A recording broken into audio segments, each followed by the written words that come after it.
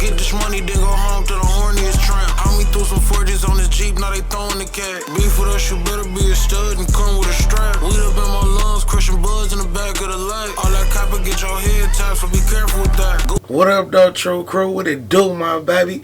What's happening with this squad, man? It's been a real long time. I know. It has been. My fault. You know what I'm saying?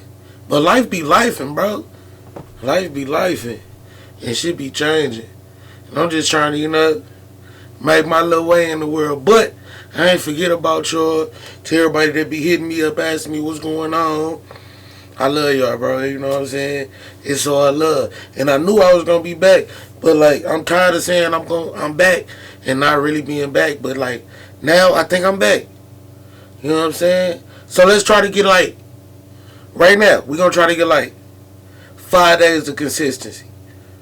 A video a day at least. At least one video a day.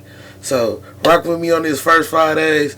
Let me know what video that you want me to react to. And we about to get this shit cracking, bro. You know what I'm saying? The boys are back in town. Yeah, the boys are back in town. My little bro said, what up, though? You know what I'm saying? He be seeing the love, too. So, you know, y'all shout out to ABs. But for right now, we about to get into this video. It just came across my algorithm. You know what I'm saying? It's a video from the war in Cali. It's called Crips Shot Her Brother, so she became the deadliest female Paru. Crips shot her brother, so she became the deadliest female Paru. And this is the story of Sylvia Rambo Nunn.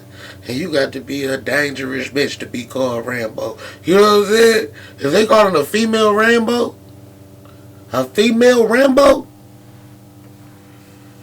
don't go to sleep around her. You know what I'm saying? I wouldn't even be trying to pipe because she gonna lay some shit down. You hear me?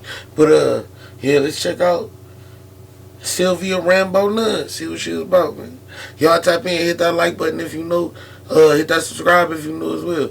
Hit that like button if you owe. You know what I'm saying? It don't even matter. Just hit the like. Come on. In this episode, I'm going to detail the story of Sylvia Nunn, a.k.a. Rambo. During the late 1950s. That's big homie Rambo. They talk about a whole girl, bro. That shit crazy. Sylvia's family would move to the east side of Compton, in an area that was middle class at the time, and a big upgrade for what many black people were used to in America. But the area they moved to would later be dominated by a Paru gang called the Looters Park Parus. Sylvia was born to a middle-class two-parent home. Her father, William Nunn, was a former boxer who taught Sylvia and arrested her siblings how to fight and how to shoot guns early. Okay, that's how she got her. Okay, Pops done put her on. Okay, little Rambo. These survival tactics would later prove useful in confrontation and gang-related situations that her and her siblings will later be a part of. I bet. William wanted his kids to be advanced in life, especially his daughters. But William couldn't save his kids for what they faced ahead. By 1973, William was convicted of a drug possession and sent to prison. And with William going to prison, this would change the dynamics of the Nunn household. But after a strong father in the household, the kids embarked on their own paths, and that would lead to the streets. That's fucked up, man. Soon as the daddy go, you know what I'm saying? And not to take blame from, you know what I'm saying, the people. You know what I'm saying? We got to accept accountability, but god damn, man. They sure do know when to lock a nigga up, man. And I ain't trying to get too preachy, but damn. Take the man out the home, everything else. Come on, let's get it. The many gangs in Compton in the early 70s were starting to form or were already established. Several Crip and Paru sets would pop up all over Compton. And like I said before, the Nunn family lived in an area that would become the Looter Park Parus. Sylvia's older brothers, like Marcus, a.k.a. China Dog, will be one of the earliest members of the Parus and will build a deadly reputation in his community and with his rivals as well. Big China Dog. Okay, we just getting familiar with the characters, you know what I'm saying? Parus became locked in a deadly war where several surrounding Crip sets in the 70s and traditional fighting style will go out the window and shooting came into play. Being China Dog's little sister wasn't what Sylvia wanted to be known for. Her main thing was to prove that she was just as tough as her older brother Marcus. As a kid, Sylvia stayed in trouble. One day, Sylvia was asked by China Dog's homies to help rob a gas station. When they got to the gas station, the Pirus used their handles of the guns to break the window. They would then put Sylvia through the window and told the cashier to give us the money. Sylvia took all the money from the registers and gave it to the Pirus, but she also demanded her cut. The Pirus looked at her crazy, but she let them know then and there that she wasn't going for that. So the Pirus would give her a bunch of change as compensation for the robbery. Sylvia always stood out from the pack. I don't know if they told us her age at that point, but like, she stood on 10 and got her bread, but they gave her change. How old is she to accept change? You know what I'm saying? I don't feel like rewinding. But I figure she was young. Because Lil Rambo gonna blank something, you hear me? Lil Rambo gonna blank something. Let's get it. And she wasn't like the other girls who took orders. She stood on her own too, and was a gangster at a young age. She was the youngest girl that really hung out at the park. Being 9 to 10 years old, she had a pistol always packed on her. China Dog became one of the early leaders of the Luther Park community and one of the Pirus' unofficial meeting spots. That nigga look like an Earth, Wind, and Fire member. You hear me? He look like he a part of Earth, Wind, and Fire. So much please put in the air. You feel me?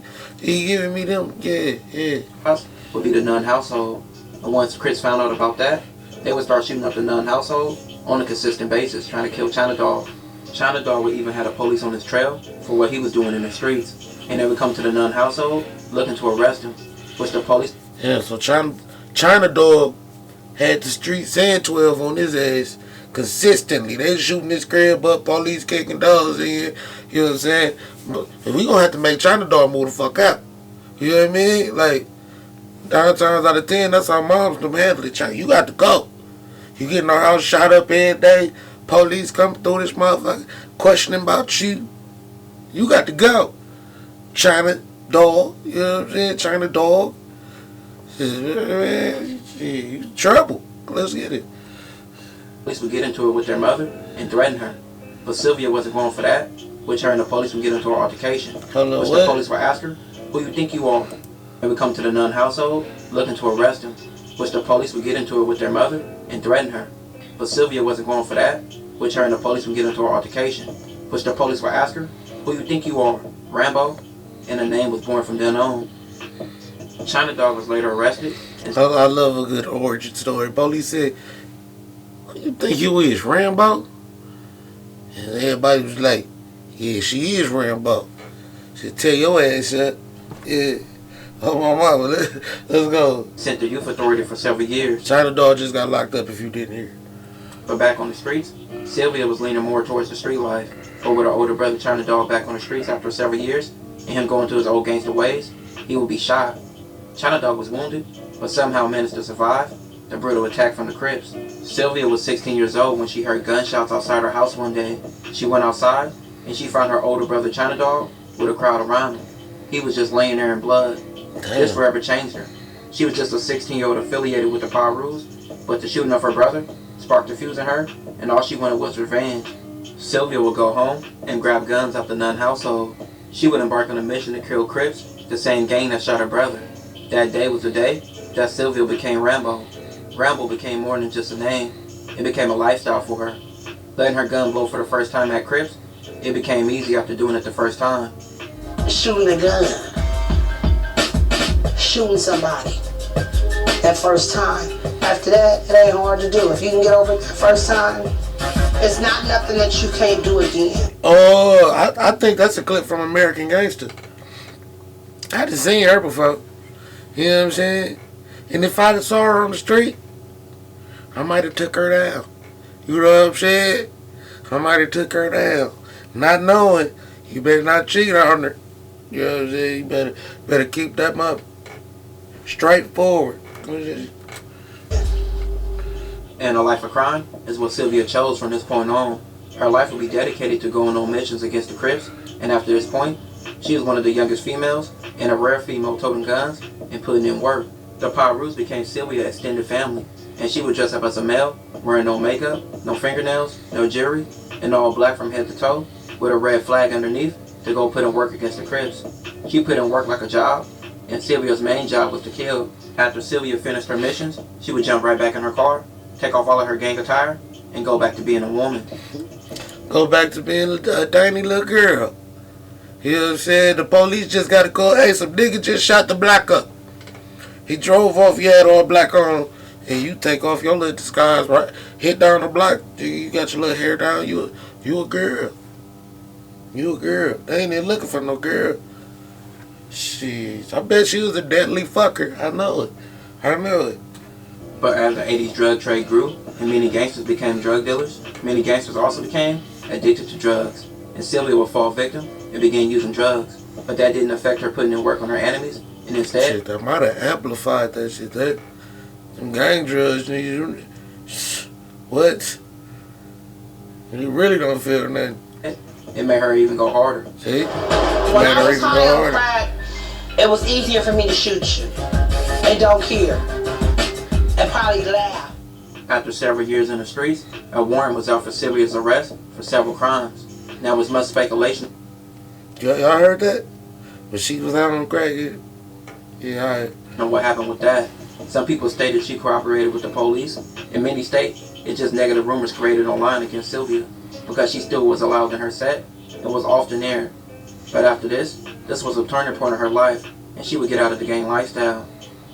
Around the same time, Sylvia received a phone call from her mother who confirmed that her oldest brother was killed. Sylvia was on a road to recovery in all aspects in life and later moved to Las Vegas for a change.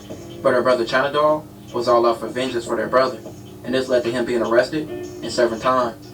Sylvia later got married and married a man named John. She would get into church and found God. She would later state, it's always a nigga to wipe him up. You know what I'm saying? It's always that one. Like, baby, I'm gonna square you up. You know what I'm saying, bitch? Bitch, I'm gonna square you up. And we gonna make this a thing. You know what I'm saying? Move her out to a different city. Nobody know her. They don't even know your little baby, your little wifey been tearing shit up in the hood. That you know what I'm saying? Shit crazy, bro. You know that nigga, my wife would kill you. Stop playing with me. You know what I'm saying? Nigga, my wife would kill y'all. Baby, don't make me call. I call my bitch. Hey, it get real. I put Paru down and picked up Jesus on June 12th, 2008. So I put Paru down and picked up Jesus. Yes, Lord. Sylvia was featured on the episode of Gangland called From Girl to Gangster, which mainly focused on Crip and Blood females with their gang affiliation and their gang-related ties. The show was primarily centered around the life of Sylvia, and that's how many people from outside of Compton became aware of her. But unfortunately, on April 20th, 2010, Sylvia will pass away. Sylvia's sister Cynthia will make a non-profit organization located in the city of Compton in honor of her sister Sylvia. I guess she passed away from natural causes because I just knew that nigga was about to say some niggas that slid on her. They, you know, the old school get back. Nigga was mad from the 80s. You know, R.I.P. to Sylvia. Rambo. Sylvia's brother China Dog is now free, and her sister Cynthia still keeps Sylvia's name alive with the non-profit organization Sylvia's Angels. Sylvia may have started her life in a destructive path, but she finished her life going in the right direction and getting right with God. R.I.P. to her. That's tight, man. Hey, that was that. Sylvia Rambo Brown. Hey, pay y'all respects. Pay y'all respects. The homie's a legend. No, for real, shit. She's a legend. Shout out to her. To the next time, bro. Y'all be smooth, stay out the way. And hit me, man. 5 days consistent. We gonna do 5 days. Then we'll work on what comes after that. You know what I'm saying? 5 days. Video a day. Every day. 5 days. We gonna at least one. But anyway, we out.